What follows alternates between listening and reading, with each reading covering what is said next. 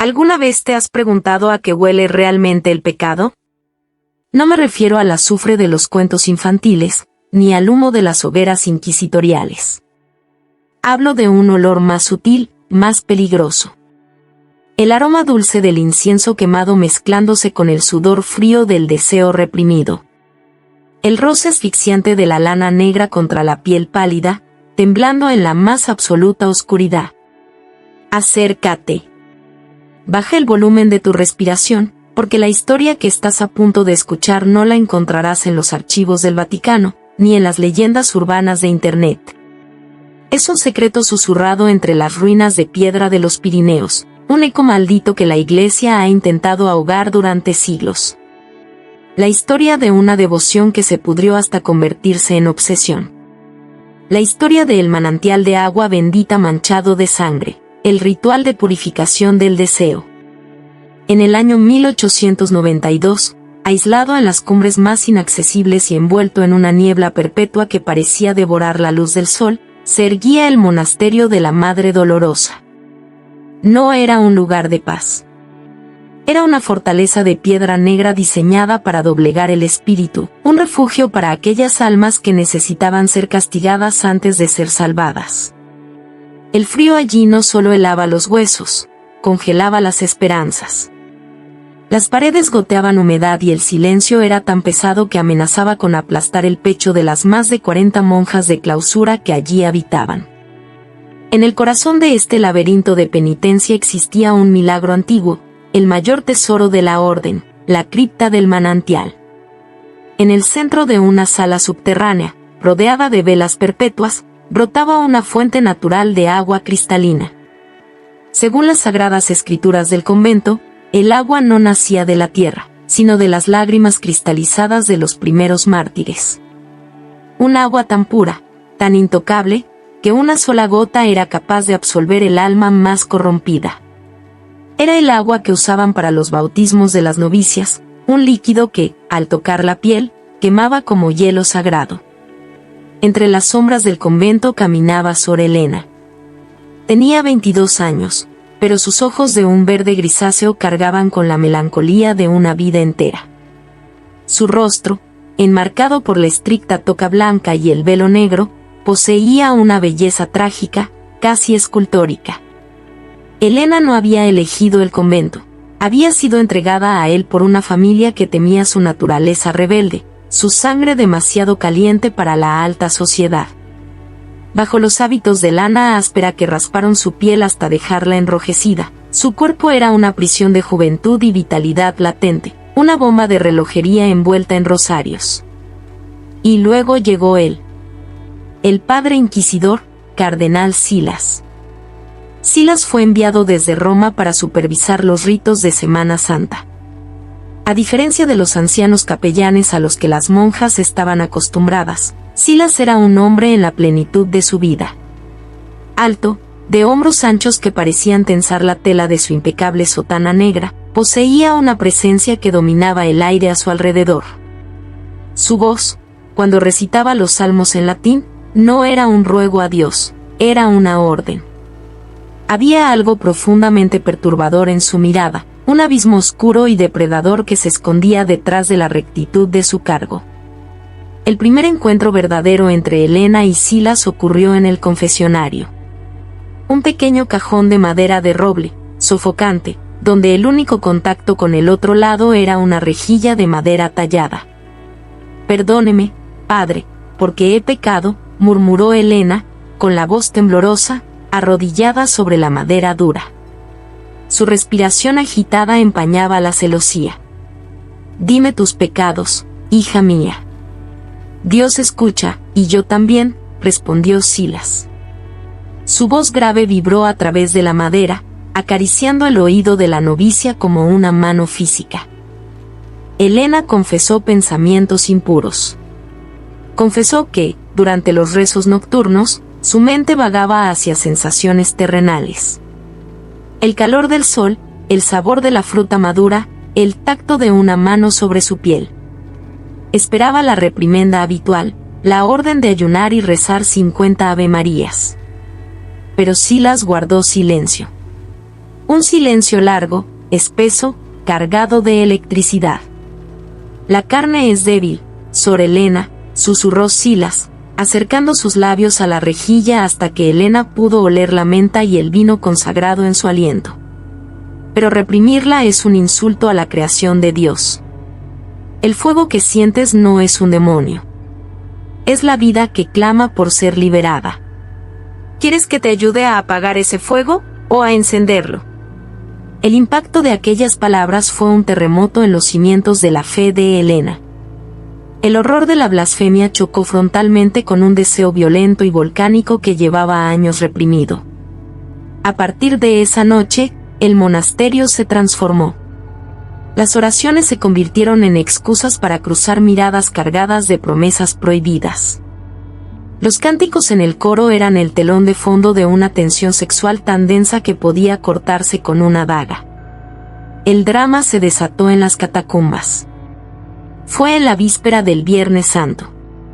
Silas la citó en la cripta del manantial pasada la medianoche, bajo el pretexto de una confesión espiritual profunda. Cuando Helena bajó los peldaños de piedra, temblando de frío y de anticipación, lo encontró de pie frente al estanque de agua bendita. Las velas proyectaban sombras danzantes sobre su rostro. Silas no pronunció una palabra. Se acercó a ella con la lentitud de un cazador acorralando a su presa. Con manos firmes, que no temblaron ante el sacrilegio, retiró el velo de Helena. El cabello oscuro de la joven cayó en cascada sobre sus hombros por primera vez en años. Fue una colisión de dos mundos. El frenesí del encierro estalló en un encuentro brutal, desesperado y carnal sobre el suelo de piedra fría, a escasos centímetros de las aguas sagradas. La tela negra de los hábitos se mezcló en el suelo. Hubo jadeos ahogados para no despertar al convento, uñas clavándose en espaldas desnudas, un hambre feroz y blasfema que devoraba años de castidad obligada. La pureza del santuario fue destrozada por los gemidos y el sudor de los amantes. Era profano. Era hermoso. Era su condena. Y el monasterio no se quedó ciego ante la ofensa. A la mañana siguiente, el grito desgarrador de la Madre Superiora hizo que las palomas huyeran de los campanarios. Cuando las monjas corrieron hacia la cripta, se detuvieron en seco, paralizadas por un terror ancestral. El milagroso manantial ya no era cristalino. El agua, aquella misma agua bendecida por las lágrimas de los santos, se había convertido en un líquido espeso, oscuro y viscoso. Era sangre. Un rojo carmesí brillante que burbujeaba suavemente, llenando el aire con un olor metálico a cobre y a rosas podridas. El santuario había sido corrompido, y la entidad antigua que residía en la piedra misma exigía un pago. El pánico se apoderó de los pasillos. Silas, viendo el terror en los ojos de las hermanas y sabiendo que la Inquisición en Roma no tardaría en enterarse, tomó una decisión rápida, despiadada y cobarde. El carismático amante de la noche anterior se desvaneció, reemplazado por el juez implacable. Para salvar su propia reputación, su poder y su vida, traicionó a Helena. Con la autoridad de su cargo, la señaló frente a toda la congregación. La acusó de brujería, de fornicación con demonios incubos, de ser la ramera de Babilonia disfrazada de novicia que había envenenado el manantial sagrado. El dolor en el pecho de Helena no fue causado por las manos rudas de las monjas que la apresaron. Fue la mirada fría y vacía de Silas mientras dictaba su sentencia. La traición absoluta. El hombre que le había enseñado el placer de la carne, ahora la entregaba al matadero. Solo existe una forma de limpiar la mancha de la lujuria en este lugar sagrado, decretó Silas, alzando un crucifijo de hierro sobre su cabeza. Debemos llevar a cabo el ritual de purificación del deseo. Las monjas más ancianas jadearon y se persignaron compulsivamente. Era un rito prohibido, un texto arcano arrancado de los grimorios oscuros que la Iglesia guardaba bajo llave. Un rito que no buscaba el perdón, sino la erradicación del pecado mediante el sufrimiento extremo de la carne. La medianoche siguiente, las campanas del monasterio repicaron con un tono lúgubre, como anunciando un funeral hacia el infierno. Arrastraron a Helena de regreso a la cripta. La despojaron de su hábito negro, dejándola únicamente con una túnica de lino blanco, delgada y andrajosa. Hacía un frío glacial, pero ella no temblaba. Sus ojos, antes llenos de miedo y deseo, ahora estaban inyectados en una furia silenciosa y gélida, fijos directamente en Silas. El cardenal, vestido con ropajes ceremoniales carmesí, comenzó a entonar cánticos en un latín corrupto, gutural, que hacía vibrar las paredes de la caverna. Las monjas formaban un círculo alrededor de la piscina de sangre hirviente, sosteniendo gruesos cirios negros. Por el fuego y por la sangre, estirpamos la semilla de la serpiente, gritaba Silas, caminando alrededor del estanque, evitando mirar a Helena a los ojos.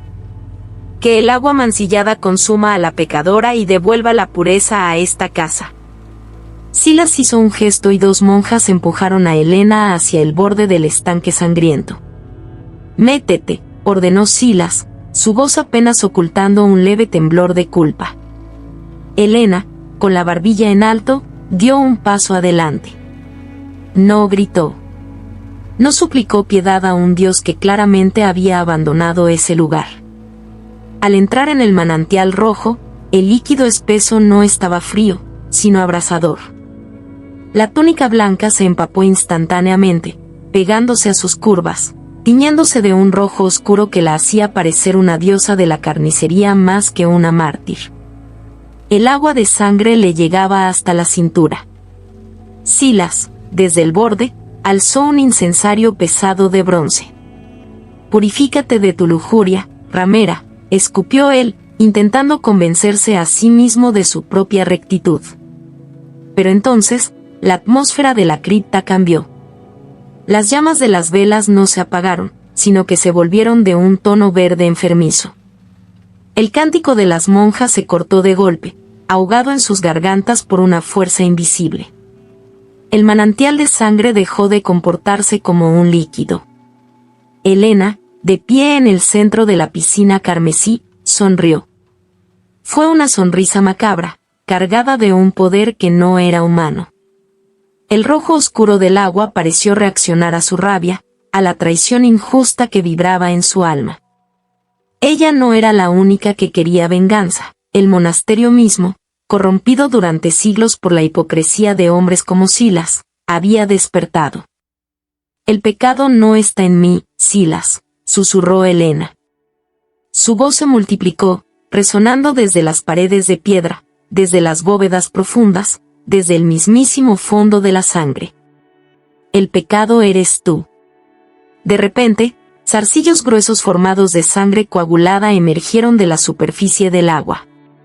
Parecían tentáculos viscosos o músculos despellejados, moviéndose con una inteligencia antinatural.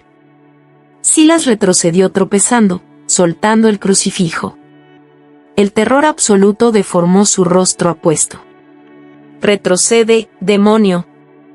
En el nombre de Cristo», chilló Silas, su voz convertida en un alarido agudo. Pero la sangre no obedeció. Los zarcillos escarlatas salieron disparados como látigos, enrollándose alrededor de los tobillos de Silas. Con una fuerza brutal que rompió los huesos de sus piernas, lo arrastraron hacia el manantial. Silas arañaba la piedra, gritando pidiendo ayuda, pero las monjas habían huido despavoridas, dejando caer sus velas. El inquisidor fue arrastrado al borde. Helena lo observaba desde el centro, inmóvil, como una reina de las sombras. Cuando Silas cayó al estanque, la sangre se cerró sobre él. No hubo chapoteo. Fue como si la superficie fuera una boca gigante que lo engulló entero.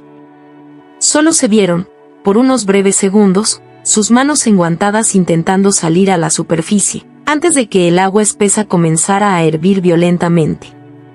El ritual de purificación del deseo había finalizado. Pero no había purificado a la pecadora, había devorado al hipócrita. El agua roja comenzó a retroceder, drenándose por las grietas subterráneas de la cripta, desapareciendo en las entrañas de la tierra y llevándose a Silas consigo. cuando la última gota de sangre se escurrió por la piedra, el manantial volvió a brotar, claro y cristalino como el hielo, como si nada hubiera pasado. Elena, de pie en el centro del estanque vacío, desnuda y empapada, levantó la mirada hacia la oscuridad de las escaleras. Estaba libre. Voz en off, el tono se vuelve más frío, distante y escalofriante. Se dice que el monasterio de la Madre Dolorosa fue abandonado pocos meses después. Los registros oficiales del Vaticano hablan de un brote de peste. Pero si alguna vez te pierdes en los Pirineos y encuentras unas ruinas de piedra negra, no entres a la cripta. Dicen que si pegas el oído al suelo de piedra fría a la medianoche, aún puedes escuchar los rezos desesperados de Silas, ahogándose eternamente en un océano de sangre. Y si te acercas al manantial, ten cuidado con lo que deseas. Porque el agua bendita puede lavar tus pecados, pero la sangre siempre recuerda a quien te enseñó a pecar. En 1920, una expedición arqueológica encontró las ruinas del monasterio de la Madre Dolorosa. Describieron el lugar no como unos simples escombros, sino como una tierra congelada por el miedo. En la cripta más profunda, hallaron un pequeño estanque de aguas cristalinas, pero ninguna criatura, por minúscula que fuera, podía sobrevivir en su interior. Cuentan los lugareños que, cada vez que la luna de sangre se alza sobre los Pirineos, esa misma agua vuelve a teñirse de un carmesí espeso.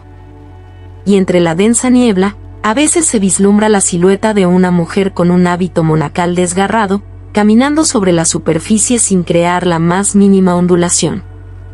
Ya no lleva un crucifijo, sino una larga cicatriz en el cuello con la forma de una corona de espinas. ¿Desapareció Elena, o se convirtió en la entidad que ahora custodia el manantial? Nadie lo sabe. Lo único certero es que el cardenal Silas nunca murió realmente. Sigue atrapado allí, en la oscuridad eterna del subsuelo, quemándose en la sangre de los mismos deseos que alguna vez juzgó en nombre de Dios. Ten cuidado con lo que anhelas en la oscuridad, porque a veces, la única purificación es la destrucción absoluta.